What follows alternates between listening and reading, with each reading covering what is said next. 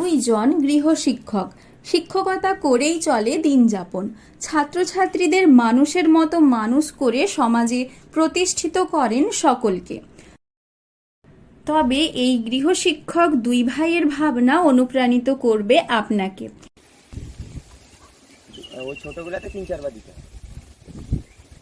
যে আমি 50টা করি কি 20টা করি কি 30টা করি, আমি ব্যবস্থা করেছি, তোমরা দুটো হলেও তোমরা বাড়িতে করো, দেখবে সেখানেও এসে পাখি বসবে এবং পাখি জল খাবে, খুবই ভালো লাগবে।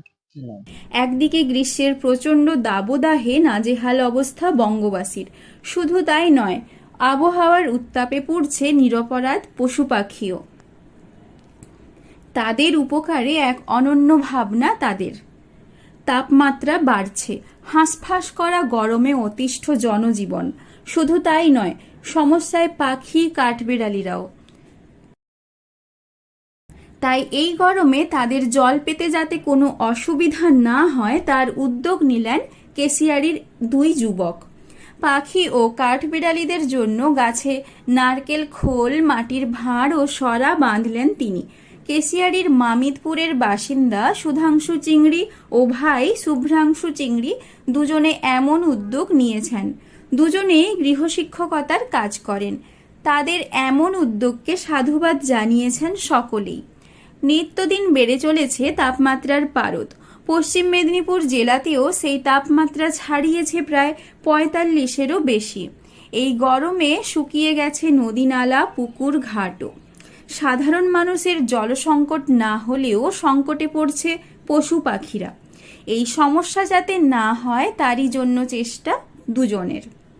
আমি দেখলাম এখানে একটা পাখির বাসা ছিল, তো পাখির বাসা থেকে হঠাৎই দুটো পাখি জলের অভাবে মানে কাতরাতে কাতরাতে নিচে পড়ে গেছে। তারপরে কিছুদিন পরে দেখি একটা পাখি তার মধ্যে মারা গেছে। একটা পাখিকে আমরা তুলে দিয়েছিলাম বাসাতে, কিন্তু একটা পাখিকে আমরা দেখতে পাইনি, আমাদের অজান্তে পড়ে গিয়েছিল।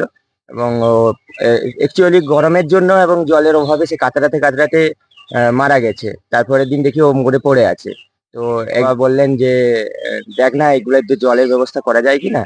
সেই উদ্দেশ্যে আমি ওই সামনে পড়ে থাকা কিছু নারকেলের খোল ছিল, সেই নারকেলের খোলগুলোকে সুতলি দিয়ে এই যে বলে মানে বেঁধে আর কি আমরা দিয়েছিলাম। তারপরের দিন আমরা প্রায় 20টা মতন নারকেল আপনার মাটির পাত্র নিয়ে এসে মাটির পাত্র বেঁধে দিয়েছিলাম। তারপরে আমরা তার মধ্যে সিড দিয়েছি, অর্থাৎ বীজ দিয়েছি পাখিদের খাওয়ার জন্য, এবং সঙ্গে জলও দেওয়া আছে। পাখিরা মাটির সরা, নারকেলের খোলে জল দিয়ে গাছে বেঁধে দিয়েছেন।